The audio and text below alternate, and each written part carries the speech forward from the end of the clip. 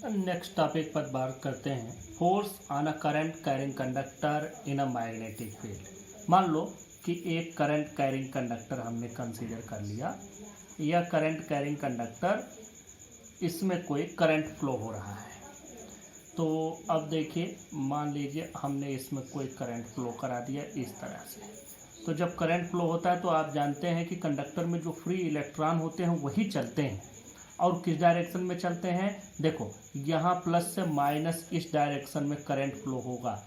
ये होगी आई की डायरेक्शन, करंट की डायरेक्शन होगी। तो जो इलेक्ट्रॉन चलते हैं वह इसके जस्ट अपोजिट डायरेक्शन में इधर से इधर चलते हैं during the flow of a DC current. अब जो इलेक्ट्रॉन चलते हैं उनकी वेलोसिटी भी कुछ होती है। उनकी वेलोसिटी क्या होती है? ड्रिफ्ट वेलोसिटी से इलेक्ट्रॉन चलते हैं। अब देखो, अगर इसी में हम कोई मैग्नेटिक फील्ड लगा दें, मान लो कि यह पूरा का पूरा कंडक्टर हम एक मैग्नेटिक फील्ड में रख दें, यह मैग्नेटिक फील्ड इस डायरेक्शन की ओर इंडिकेटेड है। अब देखो, जब मैग्नेटिक फील्ड इसमें लगा दिया तो मैग्नेटिक फील्ड में अगर कोई कंडक्टर वैसे ही रख दे, तो चूंकि सभी जितने भी कंडक्टर होते हैं उसमें फ्री चार्ज कैरियर्स होते ही हैं। अब हमने मान लिया कि ये एक कंडक्टर है और इस कंडक्टर को हमने मैग्नेटिक फील्ड में रख दिया। अब इसमें इलेक्ट्रॉन है, इन पर फोर्स लगेगा, लेकिन इस पर जो फोर्स लगेगा वो लगभग नेग्लिजिबल स्मॉल हो जाएगा, क्योंकि इस पर इसमें इलेक्ट्रॉन कहीं चल नहीं रहे हैं। चल रहे हैं वो थर्मल वेलोसिटी से चल रहे हैं, लेकिन उनसे जो टोटल करंट बन रहा है वो जीरो होता है, जो हम लोग पढ़े हुए हैं चैप्टर नंबर 3 में। तो इसका मतलब कि इस पर नेट फोर्स हो जाएगा जीरो। लेकिन जब इसमें करंट फ्लो होने लगता है तो ये इलेक्ट्रॉन एक डायरेक्शन में चलने लगते हैं। किधर चलते हैं? निगेटिव से पॉजिटिव की ओर चलते हैं, और वो भी ड्रिफ्ट वेलोसिटी से चलते हैं। तो अभी हमने पिछले टॉपिक में पढ़ा कि अगर कोई क्यू चार्ज है और यह v वेलोसिटी से b मैग्नेटिक फील्ड में थीटा एंगल पर मूव कर रहा हो, तो उस पर लगने वाला force Q V B sine theta होता है। तो यहाँ पर अगर इलेक्ट्रॉन इस डायरेक्शन में चल रहा है और इस पूरे कंडक्टर को एक मैग्नेटिक फील्ड में रख दिया गया है, तो जो उस पर फोर्स लगेगा वह इस जगह पर क्या लगेगा? फोर्स ऑन इलेक्ट्रॉन, यह हो जाएगा E, क्योंकि चार्ज इलेक्ट्रॉन का चार्ज है E, वो चल रहे हैं ड्रिफ्ट वेलोसिटी से। B मैग्नेटिक फील्ड हमने लगाया, और अगर थीटा एंगल पर इस पूरे कंडक्टर को रखा गया है, इस चार्ज कैरियर को, इस पूरे करंट कैरिंग कंडक्टर को अगर हमने थीटा एंगल पर रखा, तो इस पर जो फोर्स लगेगा वो इतना लगेगा। अब मान लो कि यह जो हमने कंडक्टर लिया, इस कंडक्टर की, ये तो हटा देते हैं, ये तो समझाने के लिए बनाया था। देखो, अब यहाँ बात करते हैं कि अगर इस कंडक्टर की टोटल लेंथ मान लो L है, और इसमें N is equal to number of free electron per unit volume. हम इसमें नंबर ऑफ फ्री इलेक्ट्रॉन मान लेते हैं स्मॉल n, और इसका L हो गया लेंथ, और A हो गया क्रॉस सेक्शनल एरिया। यह पूरा क्रॉस सेक्शनल एरिया हो गया। तो अब एक बात देखो, इसमें जो total number of charge carrier होंगे N, वो कितने होंगे? वह हो जाएंगे, चूंकि स्मॉल n है पर यूनिट वॉल्यूम, इससे हम इस पूरे वायर के वॉल्यूम को मल्टीप्लाई कर देंगे तो मिल जाएगा कि इतने में कुल कितने इलेक्ट्रॉन हैं। तो यह हो जाएगा N into A into L। अब देखें कि जब आपको यह वैल्यू पता चली तो हम लोग पूरा टोटल, इस अभी तो यह हुआ कि ये एक इलेक्ट्रॉन पर इतना फोर्स लगेगा। अगर हम इस पूरे करंट कैरिंग कंडक्टर को अगर हम किसी मैग्नेटिक फील्ड में थीटा एंगल पर रख देते हैं तो एक इलेक्ट्रॉन पर इलेक्ट्रॉन फोर्स इतना लगेगा। तो टोटल फोर्स F की वैल्यू कितनी हो जाएगी? इसको F डैश मान लो, तो जो टोटल फोर्स इस पर लगेगा उसकी वैल्यू कितनी हो जाएगी? यह इतना फोर्स एक इलेक्ट्रॉन पर लग रहा है, और हमारे पास कुल कितने इलेक्ट्रॉन है? NaL, इतने इलेक्ट्रॉन है। तो अब ये पूरे रख देते हैं, इसकी वैल्यू रख दीजिए। टोटल फोर्स की वैल्यू आपको मिल जाएगी, देखो NaL, इसको मल्टीप्लाई कर दो किससे? जो एक इलेक्ट्रॉन पर लगने वाला फोर्स है E V B sine theta. अब इसमें से आप लोगों को क्या करना है, NEAVD अलग कर लो, NEAVD ये अलग कर लिया। अब हमारे पास क्या बचा, ये बच रहा है यहाँ से BL साइन थीटा। अब यह एक्सप्रेशन आपको याद होगा, हमने पढ़ लिया है चैप्टर नंबर 3 में, NEAVD is equal to current. तो F इज इक्वल टू क्या हो जाएगा, IBL साइन थीटा।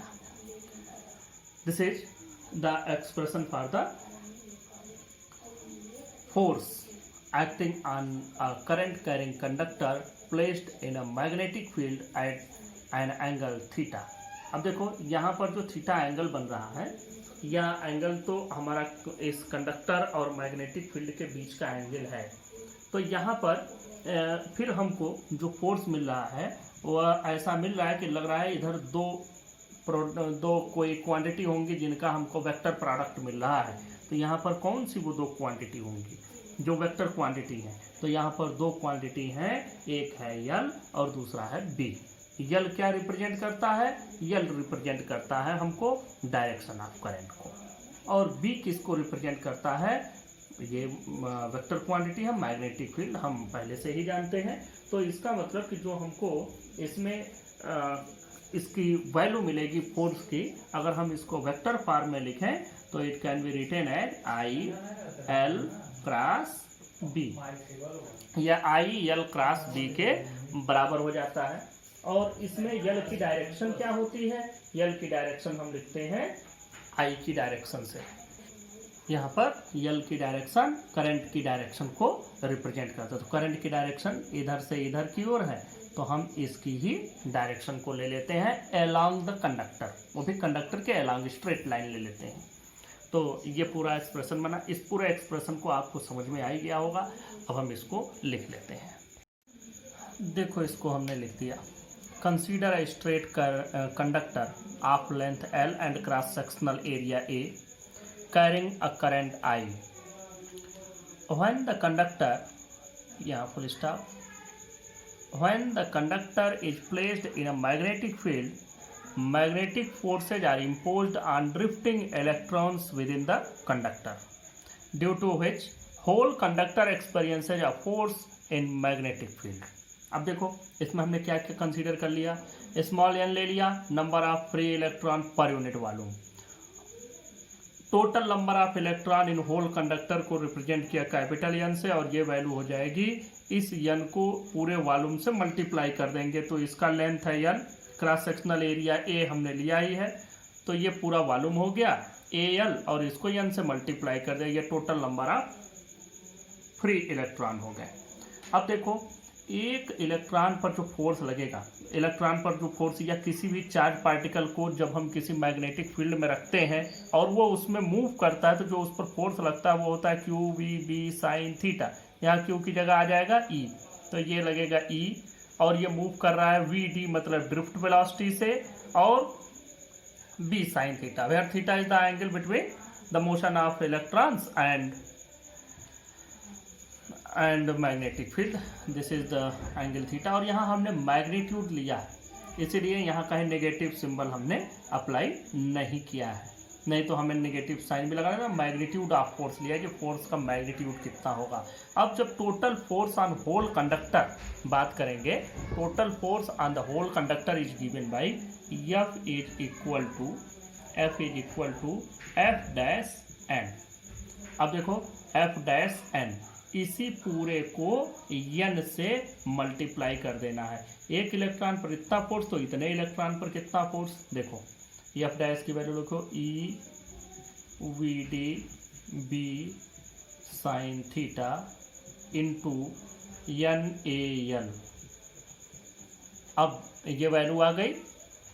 अब इसमें एक बात का ध्यान देते हैं, हम लोगों को एक चीज़ मालूम है, NEAVD मिला करके करंट बनता है, तो उसको एक जगह लिख लेते हैं NEAVD, और उसके बाद हमारे पास बचता है BL sine theta, BL sine theta, ये वैल्यू आई।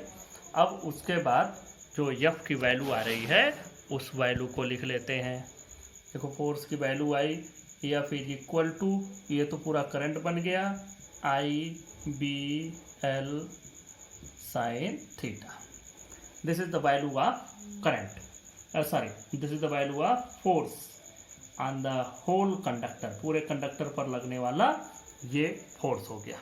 अब जब इसी फोर्स को हम वेक्टर के फॉर्म में लिखेंगे तब हम इसको कैसे लिखेंगे, देखो in the vector form are, इसी को वेक्टर फॉर्म में भी लिख लो, F is equal to I L cross B, this is in the vector form. Here L is displacement vector in the direction of current, और वो भी along straight conductor होगा और डायरेक्शन ऑफ करंट के along होगा। अब इसमें दो केसेस की स्टडी कर लेते हैं। केस वन,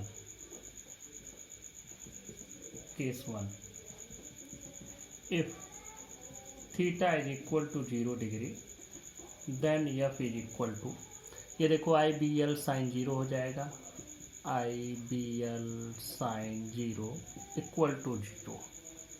तो अगर किसी भी कंडक्टर को किसी भी मैग्नेटिक फील्ड के पैरेलल रखा गया है, उसमें करंट की डायरेक्शन या तो उसी के फील्ड की डायरेक्शन में हो या फील्ड के अपोजिट डायरेक्शन में हो, मतलब पैरेलल या एंटी पैरेलल हो, तो उस पर लगने वाला फोर्स 0 हो जाएगा। केस 2 ले लेते हैं। Case 2, if theta is equal to 90 degree then F is equal to I B L sine 90 is equal to I B L, और ये क्या है, यह है मैक्सिमम फोर्स, यह मैक्सिमम फोर्स है। तो इस तरह से ये दो केसेस बनते हैं कि कब इस पर कोई फोर्स नहीं लगेगा। बिल्कुल उसी तरह से है जैसे अभी हमने इसके पहले स्टडी किया था कि अगर चार्ज कैरियर एक चार्ज पार्टिकल किसी डायरेक्शन में बी की डायरेक्शन में ही मूव करे या बी के एंटी पैरेलल मूव करे तो उस पर लगने वाला फोर्स 0 होता है, उसी तरह से इस पर भी है, सेम वही केसेज हैं। देखिए आप लोगों ने ये फार्मूला डिराइव कर लिया, force on a current carrying conductor in a magnetic field. इसी फार्मूले को एक और तरीके से हम आपको बता देते हैं कि मान लो कि ये चार्ज किसी भी कंडक्टर की हमने बात की कि इस कंडक्टर में जब चार्ज कैरियर चलते हैं, इलेक्ट्रो जैसे करंट चलता है, मतलब चार्ज कैरियर का चलना, इसी से करंट चलते हैं, तो जो भी चलते हैं तो उसमें हम लोग ये जानते हैं कि इलेक्ट्रॉन ही लेकर के चार्ज को चलते हैं। और इलेक्ट्रॉन किस वेलोसिटी से चलते हैं, इसके अंदर उनकी जो एवरेज वेलोसिटी होती है उसको हम कहते हैं वी मतलब ड्रिफ्ट वेलोसिटी से इलेक्ट्रॉन चलते हैं, इसी से किसी भी कंडक्टर में करंट प्रोड्यूस होता है। तो देखो, और वो भी तब चलते हैं ड्रिफ्ट वेलोसिटी से जब इन पे दोनों एंड पर कोई पोटेंशियल डिफरेंस लगाया जाता है। हम बात करते हैं कि अगर मान लो कि कोई चार्ज कैरियर किसी भी मैग्नेटिक फील्ड में अगर मूव कर रहा है, मान लो इसी में हमने मैग्नेटिक फील्ड लगा दिया है, हम इसी में ये मैग्नेटिक फील्ड लगा दिए हैं, इस तरह से इसमें मैग्नेटिक फील्ड में इसको रख दिया गया है। अब देखो, अगर कोई भी चार्ज पार्टिकल है और वो किसी मैग्नेटिक फील्ड में मूव कर रहा है तो उस पर फोर्स लगता है F is equal to Q V B sine theta. यह हमारा पहले से पढ़ा हुआ फार्मूला है, हम इसमें कोई चेंज नहीं कर रहे हैं। अब मान लो कि ये जो चार्ज कैरियर इलेक्ट्रॉन चल रहा है तो यहाँ क्यू ही रहने दो, चार्ज यानी इलेक्ट्रॉन हो गया। अब यहाँ पर वी डी हम लोग ले लेंगे, यहाँ पर हमको कुछ नहीं करना है, सिर्फ वी डी ले लेना है, क्योंकि ये जिस वेलोसिटी से चल रहा है वो वेलोसिटी इसकी ड्रिफ्ट वेलोसिटी हो गई। अब बात करते हैं कि एफ की वैल्यू क्या होगी, हम इसमें सिर्फ टी से डिवाइड कर देते हैं, टी से मल्टीप्लाई कर देते हैं, बी साइन थीटा। देखो जो फार्मूला हम लोग को डिराइव किए हैं I is equal to N A V D sine theta करके, एन ए वी डी से जो हम लोगों ने ये फार्मूला डिराइव किया था उसी का एक अल्टरनेटिव ये भी है।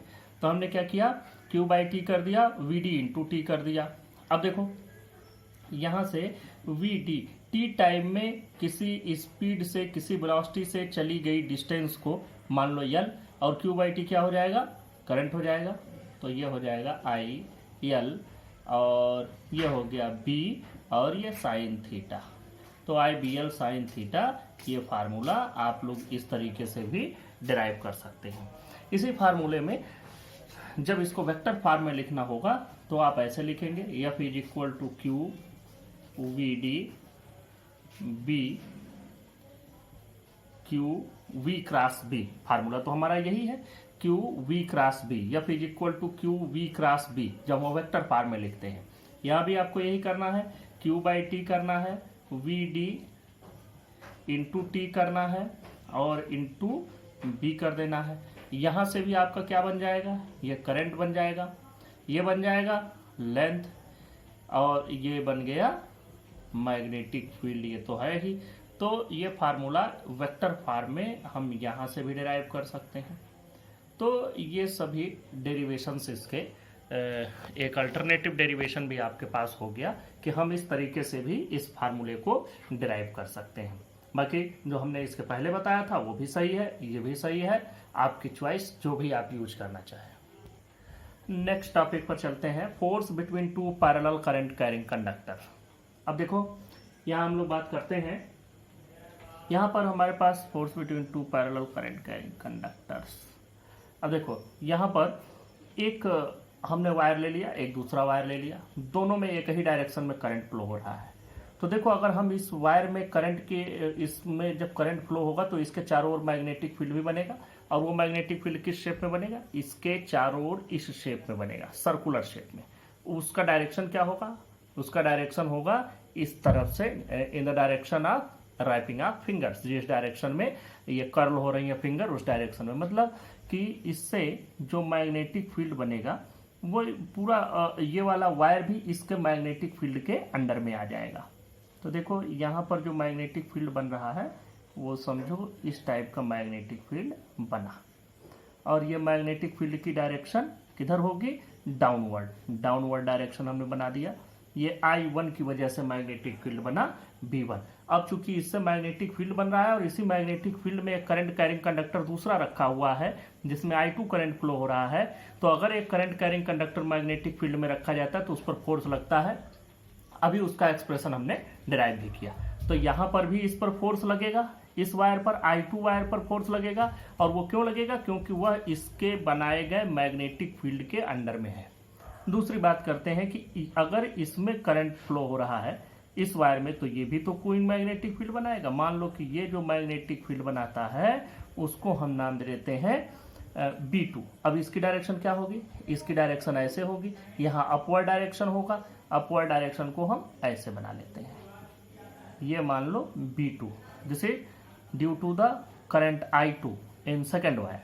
अब ये B2 बन गया। अब इस B2 की वजह से I1 पर भी फोर्स लगेगा। इसका मतलब कि दोनों एक दूसरे पर फोर्स एक्सर्ट करेंगे। अब उस फोर्स की डायरेक्शन भी हम लोग देख लेते हैं। फोर्स की डायरेक्शन हम लोगों को कैसे पता चलती है, इसको हम लोग पता करने के लिए यूज करते हैं फ्लेमिंग्स लेफ्ट हैंड रूल। अब फ्लेमिंग्स लेफ्ट हैंड रूल क्या कहता है कि अगर हम अपने लेफ्ट हैंड के फिंगर्स को ऐसे रखें इस तरह से, तीनों म्यूचुअली परपेंडिकुलर डायरेक्शन में, ये करंट की डायरेक्शन बतावे, ये फील्ड की डायरेक्शन बताए, तो ये बताएगा इस पर फोर्स की डायरेक्शन। तो देखो यहाँ पर हमारे पास क्या कंडीशन है, ये करंट की डायरेक्शन में हमने इसको कर दिया। अब देखो फील्ड की डायरेक्शन इस पर किधर की ओर है, इस पर जो फील्ड की डायरेक्शन है, अगर हम इस वायर की बात करें तो इस पर फील्ड की डायरेक्शन डाउनवर्ड है। इसका मतलब कि हमको इसको ऐसे नीचे करना होगा, इसको ऐसे नीचे करना होगा इस तरीके से। देखो ये फोर्स की डायरेक्शन में हो गया, ये वाला फोर्स की डायरेक्शन में हो गया, और दूसरा ये जो है यह इसकी डायरेक्शन में हो गया। सॉरी देखो ये थोड़ा सा ऐसे बनेगा। तो कुल मिला जुला के इस पर जो फोर्स की डायरेक्शन आएगी, थंब की डायरेक्शन इधर की ओर है, तो मतलब इस वाले वायर पर फोर्स लगेगा इस डायरेक्शन में, और ये फोर्स जो B1 की वजह से फोर्स लग रहा है I2 पर, इस फोर्स को नाम दे देते हैं F2। ये I2 वाले पर फोर्स लग रहा है तो इसको नाम दे दिया F2, और ये किसकी वजह से लग रहा है, ड्यू टू दिस फील्ड। अब हम इस वायर पर आते हैं, इस वायर पर फील्ड अपवर्ड डायरेक्शन में है, तो हम लोग इसको लिखेंगे ऐसे, इस तरीके से होगा। देखो यहाँ पर ये करंट की डायरेक्शन में हो गया, ये फील्ड की डायरेक्शन में हो गया, तो फोर्स की डायरेक्शन में ये थंब इधर की ओर होगा, तो मतलब इस पर फोर्स लगेगा। अब I1 पर जो फोर्स लग रहा है इसको नाम दे दो F1। तो ये इसको इधर खींच रहा है, इस पर फोर्स इधर लग रहा है, इस पर फोर्स इधर लग रहा है, इसका मतलब दोनों के बीच में फोर्स ऑफ अट्रैक्शन है। ये तो फोर्स की डायरेक्शन हो गई जो हम लोग फ्लेमिंग्स लेफ्ट हैंड रूल से पता कर लिए। और आप देखें कि जब दोनों में डायरेक्शन सेम है, जनरली दो सिमिलर चार्जेज होते हैं, सिमिलर करंट होते हैं, तो उनके बीच में रिपल्सन का फोर्स लगता है। लेकिन यहाँ पर जब दोनों में करंट सेम डायरेक्शन में होगा तो इनके बीच में फोर्स ऑफ अट्रैक्शन लगेगा, क्योंकि ये इसको इधर खींच रहा है, ये इसको इधर खींच रहा है, तो मतलब इनके बीच में फोर्स ऑफ अट्रैक्शन लगेगा। अब हम लोग इसके एक्सप्रेशन को डिराइव करते हैं। इसके पहले हम लोग इस वायर का नाम दे दें, इसको नाम दे दो ए बी, ये इस वायर का नाम हो गया। इस वायर को हमने नाम दे दिया सी डी, ये इस वायर का नाम हो गया। अब हम लोग बात करते हैं कि ए बी और सी डी में जो करंट फ्लो हो रहा है, ये इसकी वजह से जो इस पर फोर्स लगेगा उसकी बात करते हैं। अब पहले तो B1 let B1 is equal to magnetic field produced by wire AB। ये हो गया B1 की वैल्यू, B1 हमने लिख दिया, magnetic field produced by wire AB। अब देखो वायर AB की वजह से जो फोर्स यहाँ पर प्रोड्यूस हुआ CD पर, वो फोर्स लग रहा है F2। तो लिख देते हैं F2 is equal to force on CD due to magnetic field B1। अब ये भी देखो कि इसमें करंट और इसके बीच में एंगल क्या बन रहा है, एंगल बन रहा है। देखो यहाँ से जो मैग्नेटिक फील्ड है डाउनवर्ड नीचे की ओर है और करंट है इस डायरेक्शन में, मतलब कि इनके बीच में जो एंगल बन रहा है 90 डिग्री का एंगल बन रहा है। मैग्नेटिक फील्ड ऐसे डाउनवर्ड है और करंट की डायरेक्शन आप देख रहे हैं इस डायरेक्शन में है, तो उसके बीच में एंगल बना 90 डिग्री। तो F2 इज इक्वल टू हो जाएगा, देखो हम लोग जानते हैं फोर्स का फार्मूला, यहाँ पर मैं लिख देता हूँ। फोर्स का फार्मूला होता है I/B/L sin थीटा। देखो यहाँ पर करंट कौन सा लेंगे हम, मैग्नेटिक फील्ड तो B1 हो गया, करंट आएगा जो इसमें करंट है, जो जिस कंडक्टर पर फोर्स लग रहा है उसमें जो करंट होता है उसकी बात करते हैं, I/2/B1L sin थीटा। हमने CD की लेंथ मान ली है L, L लेंथ इसकी भी ली है और इस दोनों की लेंथ हमने L ले लिया है। तो ये हो गया I/2/B1L sin theta. This is force on wire CD। अब इसी चीज को थोड़ा दूसरे में और कर लेते हैं। Late B2 is equal to, ये हो जाएगा magnetic field produced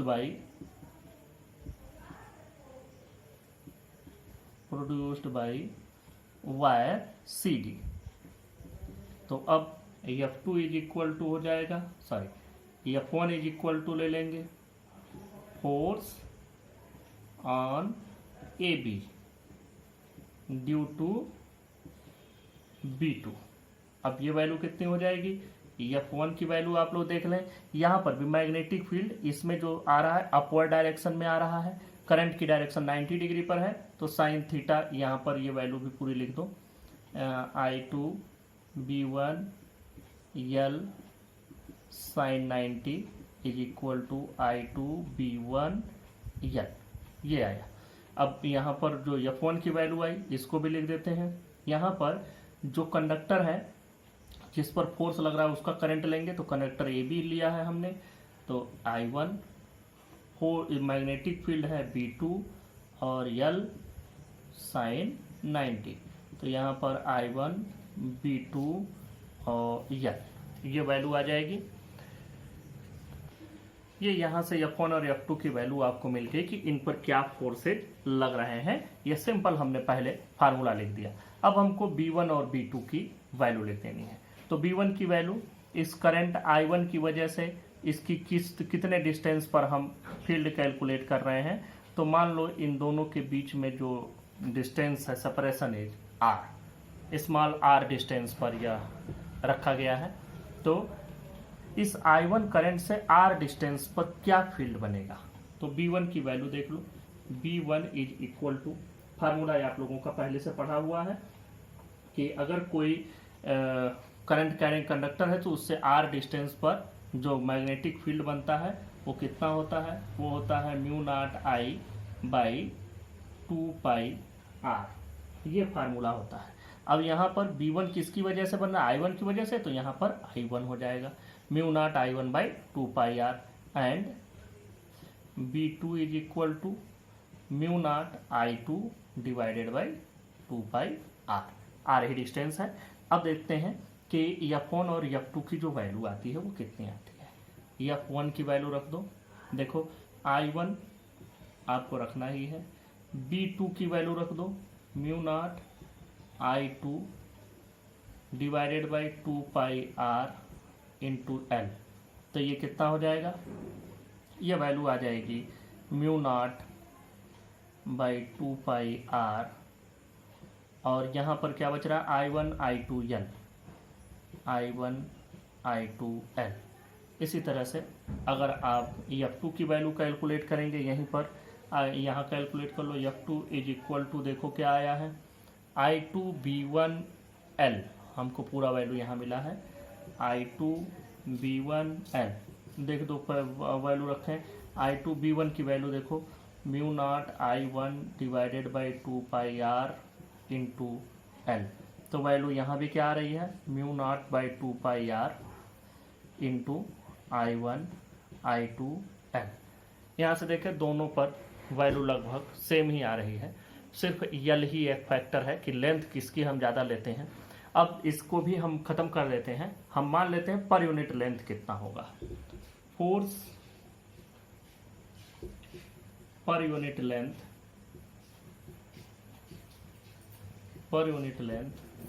on both the wires AB and CD is given by, हम लोग बात करते हैं कि फोर्स पर यूनिट लेंथ, उसको आप मान लें कोई दूसरा सिंबल दे दो, स्मॉल एफ दे दो, ये हो जाएगा F1 बाई यल।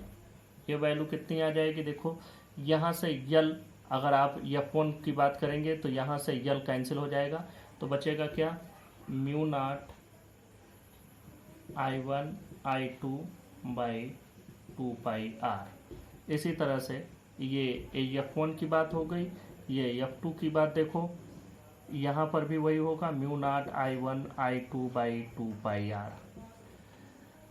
इसका मतलब कि F1 और F2 दोनों बराबर हैं। तो फोर्स पर यूनिट लेंथ अगर आप बात करेंगे तो it is same for both the wires. और आप डायरेक्शन की बात करेंगे तो डायरेक्शन आपको फ्लेमिंग्स लेफ्ट हैंड रूल से मिल जाएगा, और उसके अकॉर्डिंग हम लोग ये पाते हैं कि जो भी इनके बीच में फोर्स का नेचर है that is force of attraction. तो F1 is equal to F2 is equal to F मान लो, और ये वैल्यू क्या आ रही है mu naught I1 I2 by 2πr। This is the formula for force per unit length on both the wires। Current की direction पर जो force depend करता है अट्रैक्शन रिपल्सन, उसको मैंने लिख दिया the conductors attract each other if currents in them are in the same direction and repel each other if currents are in opposite directions. यह हो गया और इससे आपको पता भी चल गया। अब यहाँ से देखो, अगर हम चाहें तो हम 1 एम्पियर का डेफिनीशन बना सकते हैं। यह डेफिनीशन हम कैसे बनाते हैं 1 एम्पियर की, इसको देखो। हम यहाँ फोर्स की बात करते हैं, फोर्स इज इक्वल टू हमको मिला mu naught I1 I2 by 2πr। अब देखो अगर हम यहाँ से I1 I2 को 1 1 कर दें, देखो if I1 is equal to I2 is equal to 1 ampere, R is equal to 1 metre, then F is equal to कितना हो जाएगा, ये हो गया 1 1 1, तो बचा म्यू नॉट बाई 4π, ये बच गया mu naught by 4π, sorry mu naught by 2π, यहाँ 2π ही है। और म्यू नॉट बाई 4π की वैल्यू हमको मालूम है 10⁻⁻7 होती है, तो यहाँ F की वैल्यू आ रही है म्यू नॉट बाई 2π, और इसकी वैल्यू म्यू नॉट बाई 4π होता है 10⁻⁻7, तो ये वैल्यू उसकी आधी है, नहीं उसकी 2 गुनी है, म्यू नॉट बाई 4 पाई की 2 टाइम्स है ये, क्योंकि म्यू नॉट बाई 4 पाई अगर हम इसको ऐसे लिखें कि म्यू नॉट बाई 4 पाई के टर्म में लिख के देख लो, mu naught by 4 pi into 2 कर दें तो मतलब म्यू नॉट बाई 4 पाई, इसका भी मतलब म्यू नॉट बाई 2 पाई हो गया जो हम यहाँ लिखे हैं, लेकिन हमने म्यू नॉट बाई 4 पाई के टर्म में लिख दिया। तो इसकी वैल्यू होती है 10 पावर माइनस 7, तो हम इसको लिख सकते हैं 2 into 10 to the power minus 7। इसका मतलब कि अगर 2 कंडक्टर रखे गए हों इनफाइनाइटली लॉन्ग, 2 कंडक्टर रखे गए हों, वैक्यूम में रखे गए हों, उनके बीच में डिस्टेंस 1 मीटर हो और उनके बीच में जो फोर्स लग रहा है पर यूनिट लेंथ, जो फोर्स लग रहा है उसकी value 2 into 10 to the power minus 7 हो, तो उनमें जो करंट फ्लो कर रहा है वह 1 एम्पियर होगा।